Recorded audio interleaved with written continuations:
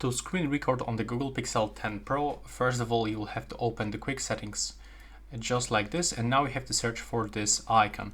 If you cannot find it here, make sure that you have scrolled to the left side or click by here to search for the screen recorder icon.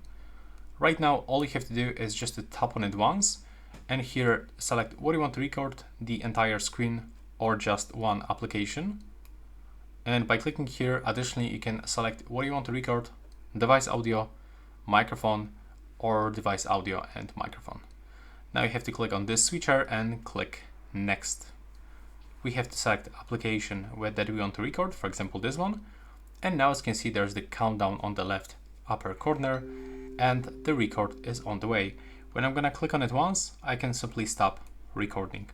And now when you open it one more time, you can click on this notification of screen recorder and select the photos, and you will be redirected upper corner and the record. You will be just redirected into this specific sound screen record.